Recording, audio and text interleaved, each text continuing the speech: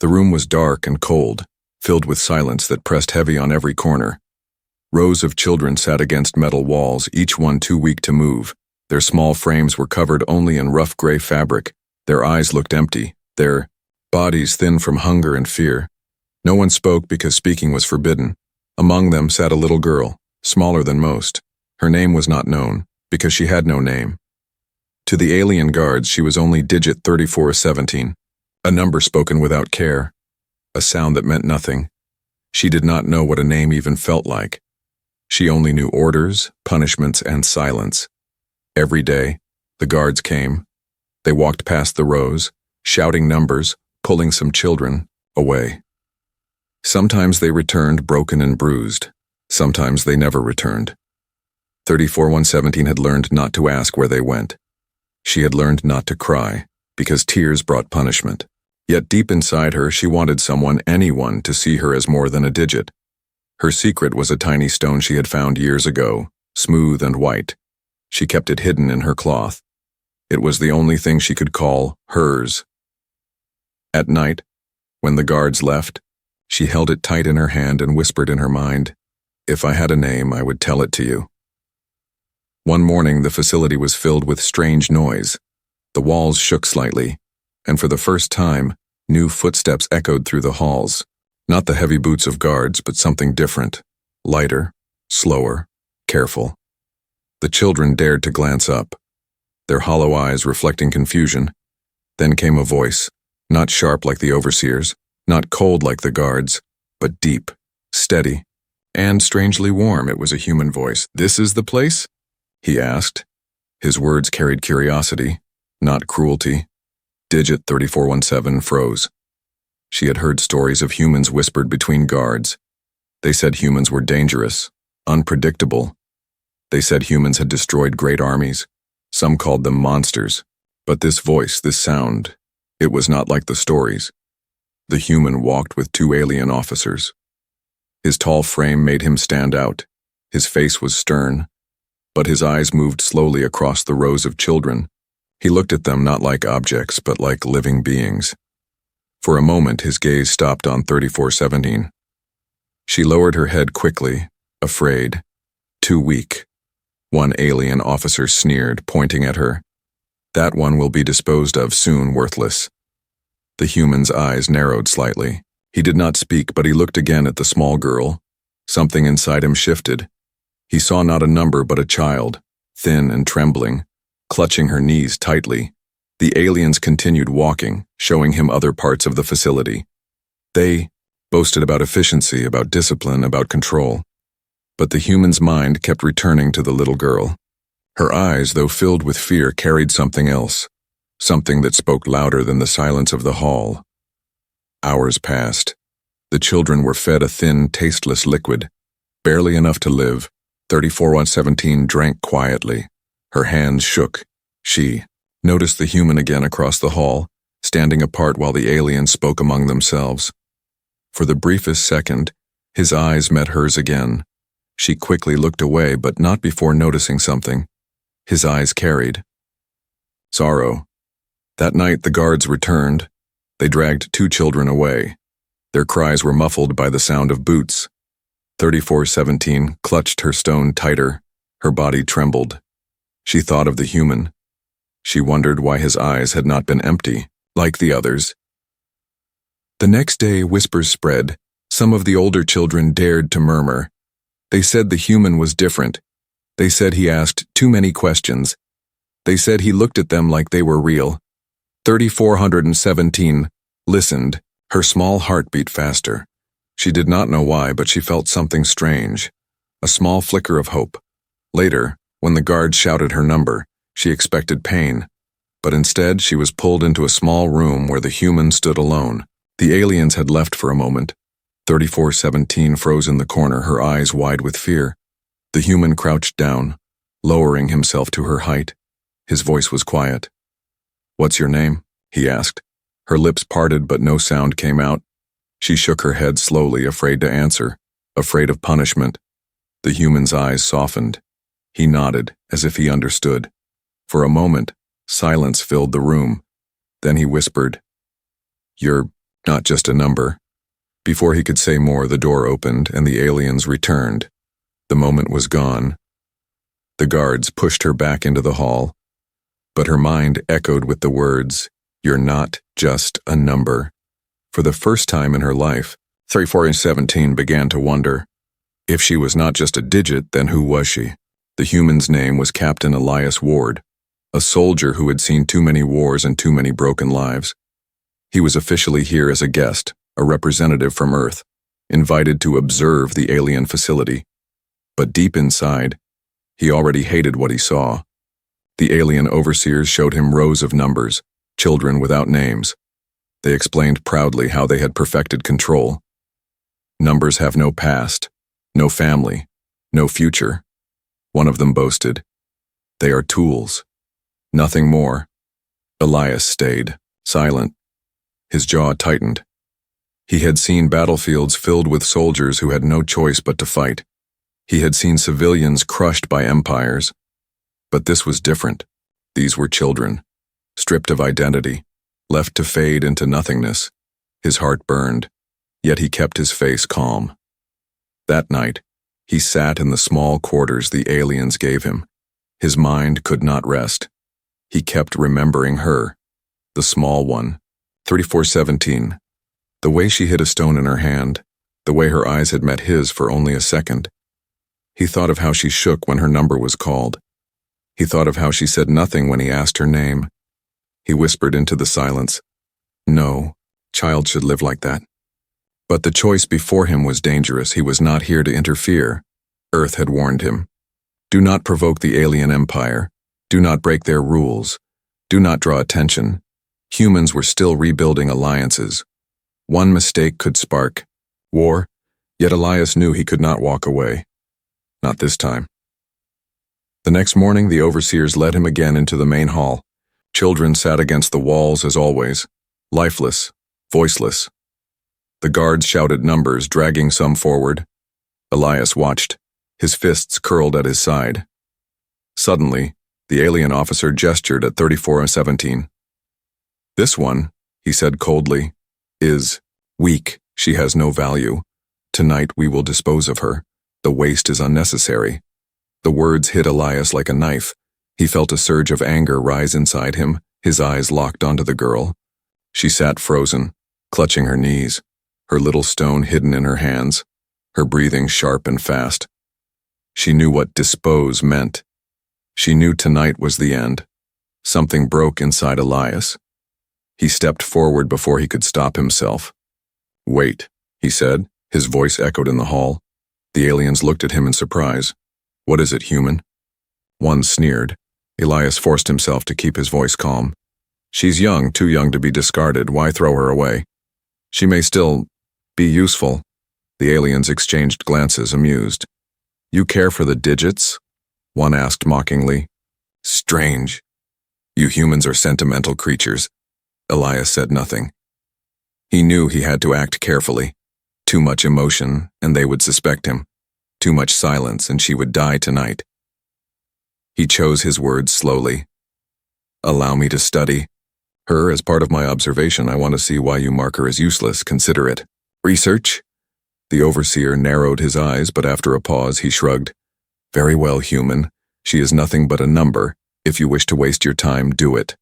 But remember, she is still property of the system." Elias nodded, hiding his relief. For now, she was safe.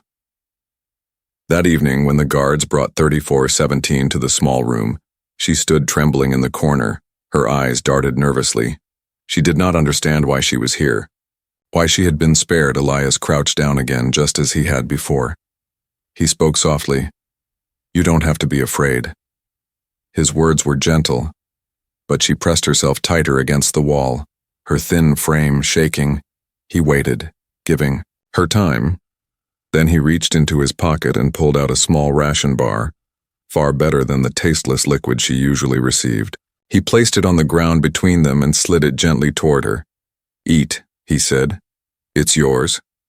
She stared at it, eyes wide. Her hands twitched, but she did not move. Slowly, carefully, Elias nodded. "It's not a trick, I promise." After long minutes, she crawled forward, picked it up, and took a small bite. Her eyes widened at the taste. She ate quickly, then stopped, as if ashamed. She whispered so quietly he almost missed it. "Why?" Elias's chest tightened. That was the first word he had ever heard her speak. He leaned forward slightly, his voice steady. "Because you're not just a number. You matter." She blinked at him, not understanding. The word matter was foreign. She had never been told such a thing. All her life she had been digits, orders, silence. Now this human spoke as if she was alive. Elias looked at her, and in that moment his decision was clear. He could not let her die here. He could not walk away. He would save her, even if it meant breaking every rule. That night, as the facility quieted, he began to plan. The corridors, the guards, the alarms. He studied everything. He would find a way. He would take her with him. For Captain Elias Ward, the choice was made. He would risk his mission, his safety, even his life, because for the first time in years of war and duty, he had found something worth protecting. She was not 3417 anymore. She was a child waiting to be saved. The night was heavy with silence. The alien facility always felt lifeless after dark. Only the sound of boots echoed in the distance. Guards patrolling, eyes sharp, weapons ready. But Elias was awake, sitting in the corner of his room, memorizing every sound, every routine, every path. He had watched carefully for days. He knew how often the guards changed shifts. He knew which corridors stayed dark when the power dimmed. He knew the weak points in the alarms. And now, with 3417's life in danger, he was ready to act. The small girl lay curled on the cold floor of her assigned cell, her arms wrapped tightly around her knees, the white stone pressed in her hand. Her eyes were open, staring at nothing. She did not dare dream. She did not dare hope. Yet deep inside, she remembered the human's words. "You're not just a number." That single sentence had burned itself into her mind. She repeated it silently as if it was a secret prayer. She did not know what it meant, but it felt warm. And for the first time, she feared the end. Because she wanted to understand those words. Elias slipped quietly into the corridor. His boots, silent against the steel floor. His body moved like a shadow. He carried no bright light. Only a small device he had smuggled inside his jacket. A human-made tool designed to confuse alien scanners. The guards at the far end of the hall did not see him. They were busy laughing over their drinks, careless and tired. Elias pressed his hand against the lock of 3417's cell. The tool buzzed softly. Sparks danced. Then, with a quiet click, the door slid open. The girl sat up instantly, her eyes wide, her body trembling in fear. She expected guards, punishment, pain. But instead, she saw him, the tall human with sharp eyes and steady hands. He crouched down, his voice a whisper. "Come, quickly." She did not move. Her breath came fast, shallow. She shook her head, whispering, "If they catch us, they kill." Elias looked at her, his voice calm but firm. "If we stay, you die anyway. Do you trust me?" Her fingers tightened around the stone. Her heart pounded. For a long second, she hesitated. Then, with a shaky nod, she crawled to him. Her small hand slipped into his large one. His grip was steady, warm. Together they stepped into the corridor. The metal door slid closed behind them with a soft hiss. For the first time in her life, she left her cell not under orders, not dragged by guards, but walking by her own choice. They moved quickly, staying in the shadows. Elias guided her with silent gestures. He had studied every camera, every patrol. He knew they had only minutes. The girl followed close, her bare feet silent, her eyes wide with terror. At one corner, two guards appeared suddenly. Their armor clanked as they spoke. Laughing about the weak digits, Elias froze, pulling the girl back against the wall. His hand gently covered her mouth. She held her breath, her small body trembling against his chest. The guards passed without looking, their voices fading into the distance. Elias let her go, whispering, "You're safe, keep moving." They reached the main corridor leading to the hangar, but here the danger grew. Bright lights glowed above, cameras watched, alarms waited for the slightest mistake. Elias pressed his device again. A faint pulse spread, blinding the sensors for a few seconds. "Run," he whispered. And together, they sprinted. Her legs were weak, unused to running. She stumbled, but Elias lifted her into his arms without slowing down. His boots pounded against the steel floor. Her arms clung around his neck. Her heart raced. She had never felt this kind of speed, this kind of freedom. Behind them, a siren blared. Red, lights flashed across the walls. The system had detected the breach. Guards shouted, their boots thundering. The hunt had begun. Elias ducked into a side hall. The girl pressed tightly against him. He turned corners fast, his mind mapping the path he had memorized. Laser fire cracked against the walls behind them. He did not stop. His breath was heavy, but his grip stayed strong. They reached the final door to the hangar. Elias slammed his hand against the lock. The device sparked again, slower this time. The system resisted, alarms screamed louder, footsteps grew closer. The girl pressed her stone against her chest, whispering silently, her eyes filled with fear but also with something new. Hope. For the first time, she wanted to survive. With a sharp click, the door opened. The hangar spread wide, filled with ships and machines. Elias ran forward, scanning, quickly. His eyes locked onto a small transport craft, fast enough to escape if they could lift it in time. But the guards were already pouring into the hangar, their weapons raised, their voices shouting. Elias placed the girl inside the transport, his voice steady but urgent. "Stay down, don't move."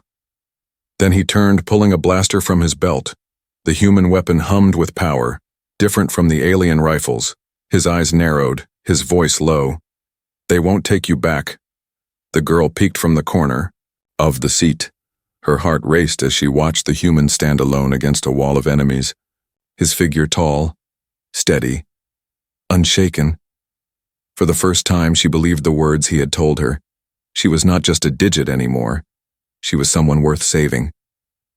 The transport ship shuddered as it lifted from the hangar. Its engines roared to life. Blue light filling the chamber. Elias pulled the controls hard, sending the craft surging into the dark of space. Behind them, alarms blared, sirens screamed, and alien ships scrambled in pursuit.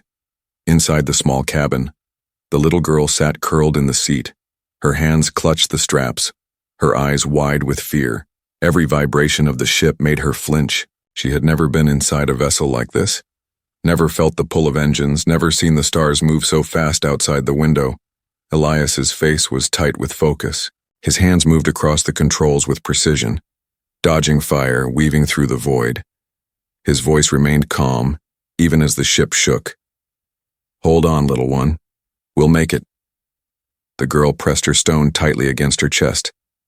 Her lips moved without sound, repeating his earlier words again and again. "You are not just a number, you matter." Moments later, the ship broke through the blockade. The alien fighters still followed, but they were slower. Elias triggered a burst of human technology, an electronic pulse, scrambling the enemy sensors. Red blips vanished from the screen one by one. Soon the space around them was quiet again. Only then did he allow himself to breathe.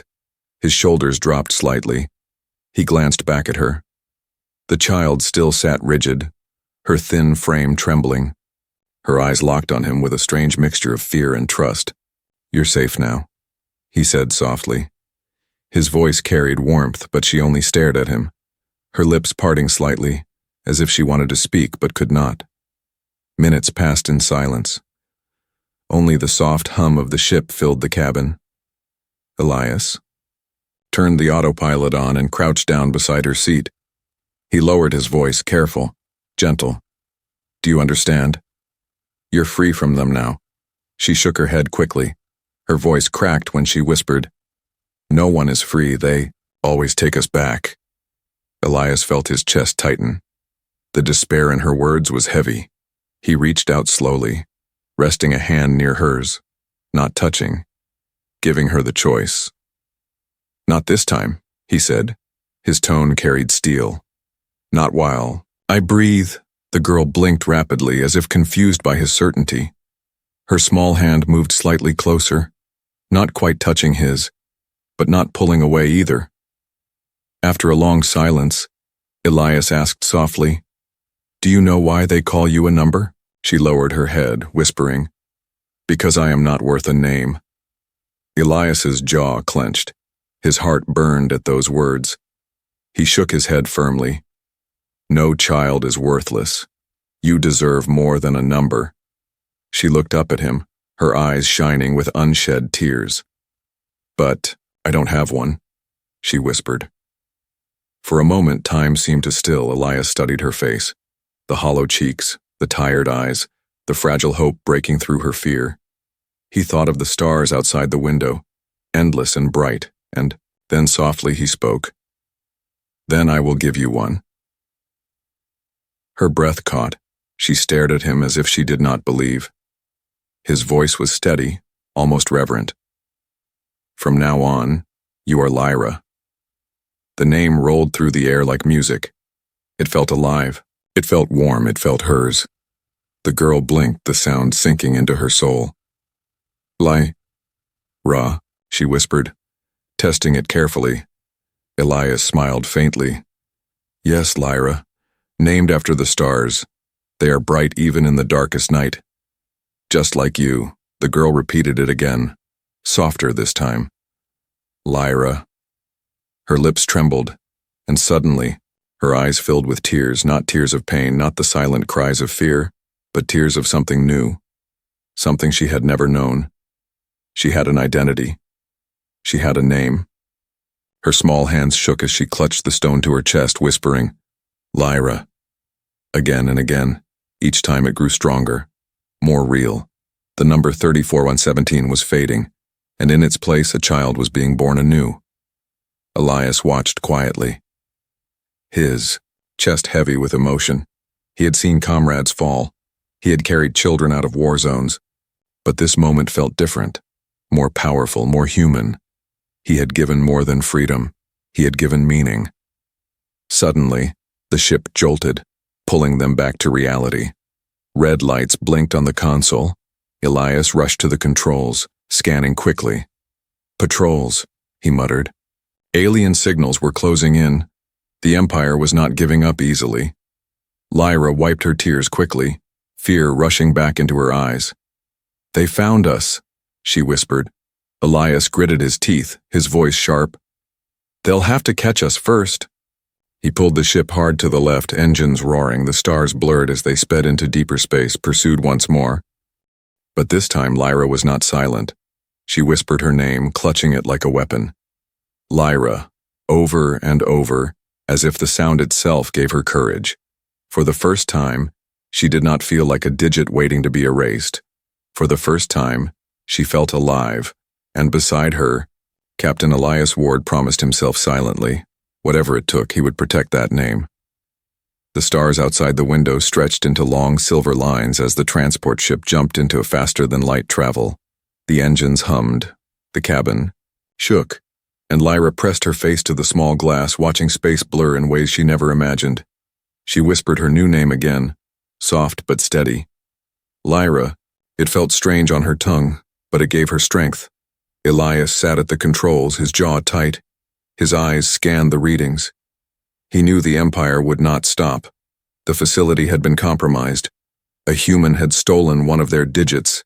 And that was more than a crime. It was an insult. The chase would be relentless. He opened the comms briefly, static filling the cabin. Then a voice, harsh and alien, cut through. "Human vessel, surrender the property, return the digit, and—" "Your death will be quick." Lyra flinched at the word digit. Her small hands clenched, she whispered to herself. "I am not 34017. I am Lyra." Her heart pounded, but she repeated it again, louder this time. Elias glanced back at her, pride flickering in his eyes. He answered the comms, his voice calm but sharp. "Her name is Lyra, and she is not your property." He cut the channel before they could reply. His hands moved swiftly across the controls, preparing for what was to come. Moments later, warning lights lit up. Alien warships dropped from hyperspace behind them, black and silver, their weapons glowing with deadly energy. The stars filled with danger. "Hold on," Elias warned. His fingers flew across the panel. The transport was not made for battle, but his experience as a pilot gave them a chance. Engines roared, shields flickered, and the chase began. Bolts of energy shot past, blazing like blue fire. The ship shook violently as one blast grazed the side.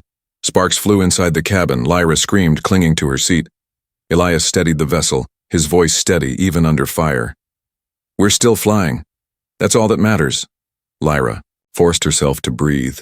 She remembered the nights in the facility, the silence, the fear, the endless waiting for punishment. That was worse than this. At least now she was running toward something, not waiting to be erased. She gripped her, stone tightly, whispering her name again. Lyra. Elias pulled the ship into a narrow asteroid belt, jagged rocks spinning wildly through space. The alien warships followed, larger and heavier. Their weapons cut through the asteroids, explosions bursting around them. Dust and fire filled the void. The transport weaved between the rocks, Elias's hand sure and steady, his eyes sharp. Lyra gasped as they spun close to a massive stone, so near she thought they would crash. But somehow he pulled them. Through behind them, one alien ship struck an asteroid head-on, bursting into flames. The debris scattered. Slowing the others, Elias used the chance, diving deeper into the field. The transport rattled, shields straining, but they pressed forward. Inside the cabin, Lyra's fear slowly shifted. She watched Elias with wide eyes. His calm, his strength, his determination. It was unlike anything she had ever known. He was not afraid of the Empire, not afraid of their threats. For the first time, she wondered if she could be like that. Suddenly, an asteroid clipped the side of the ship. Metal screeched, alarms blared, the transport spun. Elias fought the controls. "Systems damaged," he muttered, sweat on his brow. He steadied the ship, but the warning lights kept flashing. Lyra crawled from her seat toward him. Her voice shook but carried determination. "What can I do?" Elias looked at her, surprised. She was trembling, her body weak, yet her eyes burned with a spark. He hesitated, then pointed to a small panel. "Hold that lever down. It will reroute power to the shields. Don't let go, no matter what." Her small hands wrapped around the lever. It was heavy, harder than she expected. Her arms shook, but she held it with all her strength. Sweat beaded on her forehead. Every second felt like an eternity. The ship pushed through the last cluster of rocks, bursting out into clear space. The alien ships were still behind, but fewer now. Elias slammed the controls, activating the last of their fuel boost. The engines roared, flames streaking behind them. The transport surged forward, leaving the Empire's ships shrinking in the distance. Finally, silence returned. The alarms faded. The stars outside looked calm again. Elias leaned back, exhausted. His chest rose and fell heavily. He looked back at Lyra, still gripping the lever with trembling arms, her face pale but determined. "You did it," he said softly. His voice carried pride. "You helped save us." Lyra released the lever slowly, her arms aching. Her chest rose and fell with heavy breaths. She looked at him with wide eyes. I was useful," she whispered. Elias crouched down, placing a hand gently on her shoulder. "No, Lyra. You were more than useful. You were brave." The words sank deep into her heart. Brave. No one had ever called her that before. Her lips trembled, her eyes wet, but she smiled faintly for the first time. In that moment, something changed inside her. She was not a digit, not a tool, not a shadow in a cell. She was Lyra, brave, alive, free. But as the stars stretched before them, Elias knew this was only the beginning. The Empire would not stop. The hunt would continue. And now, it was not only about survival. It was about protecting the spark of hope that had been born in one fragile child. The stars outside were calm, but inside the transport, Elias felt the storm building. He had managed to outrun the Empire's ships for now, but he knew it could not last. The alien commanders would not allow this insult to stand. They would come, and they would come strong. Lyra sat near the window, her small hands resting on the stone she carried.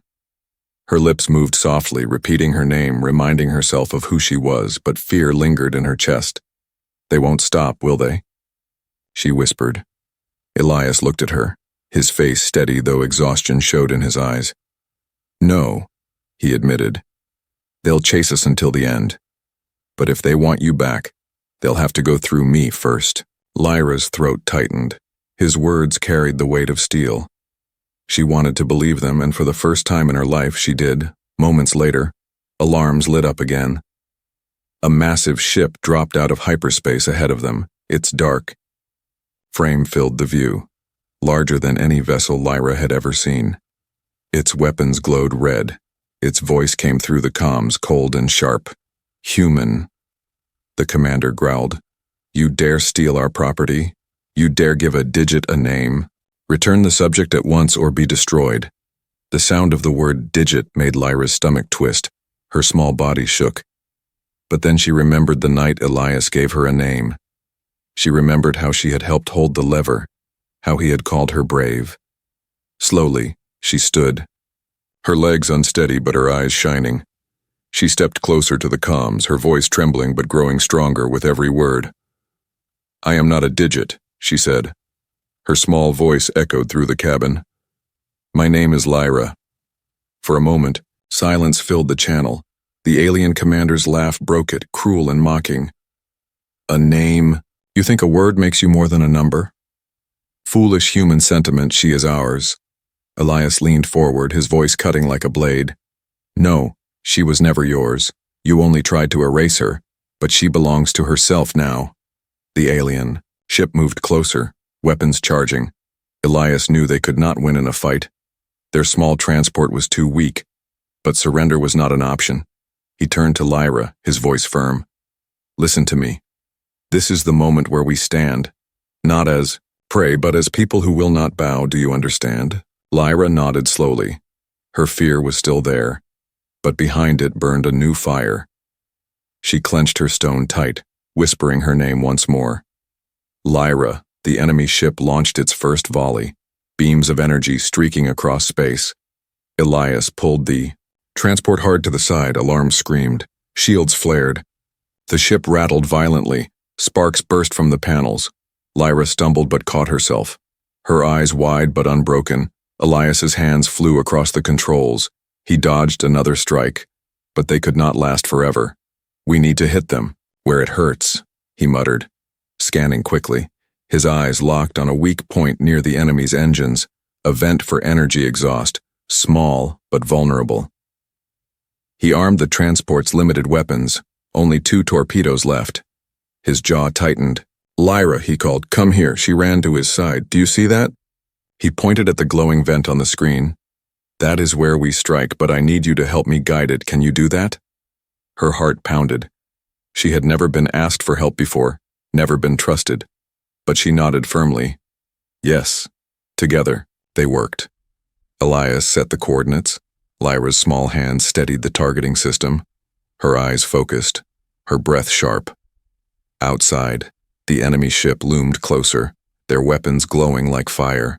The alien commander's voice filled the comms. "Again furious. Last chance, human! Return the digit or burn with her." Lyra lifted her head, her voice clear and strong. "I told you, I am not a digit. I am Lyra." She slammed the button as Elias launched the torpedoes. The weapons streaked across the void, glowing white. For a heartbeat, nothing. Then the enemy ship shook violently as fire burst from its engines.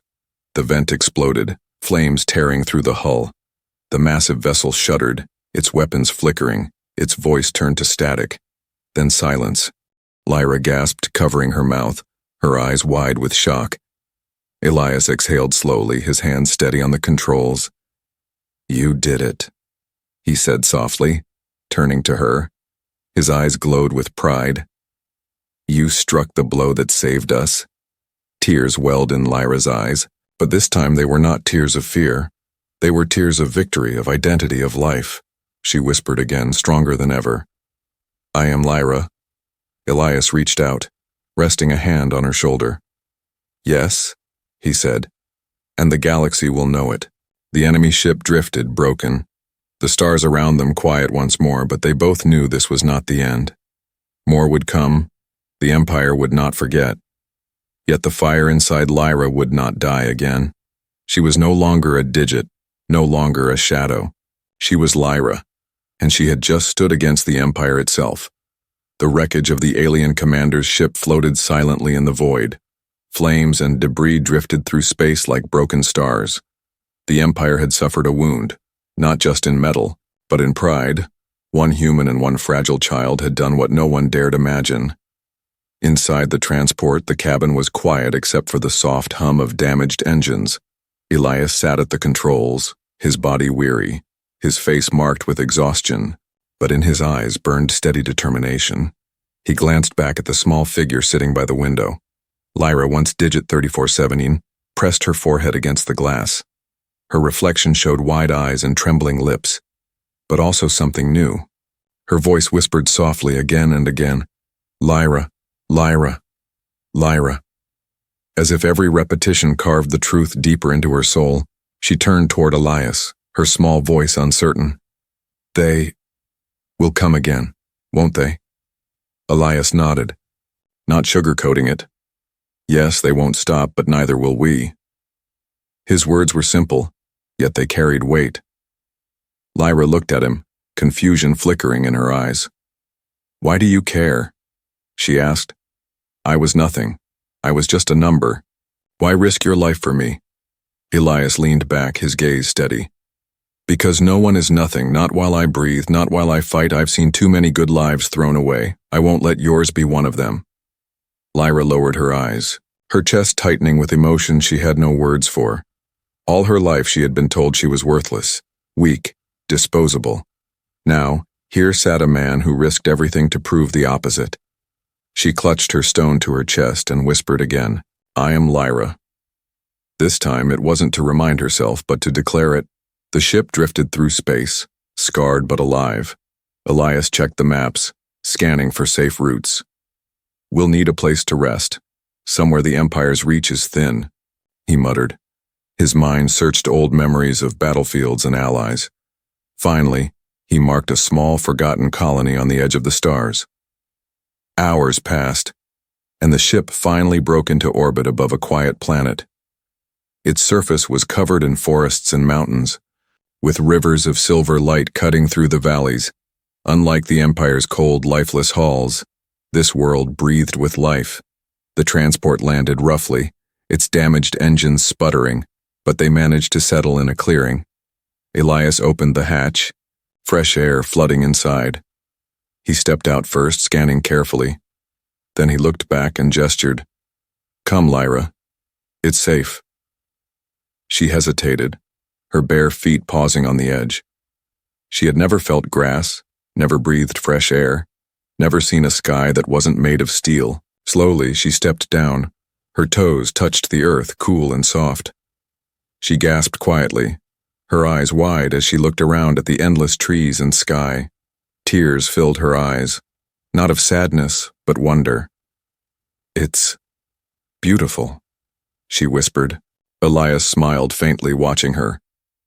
"Yes, it is. And it's yours now. No one can take it from you." For days they stayed in the forest, repairing the ship as much as possible.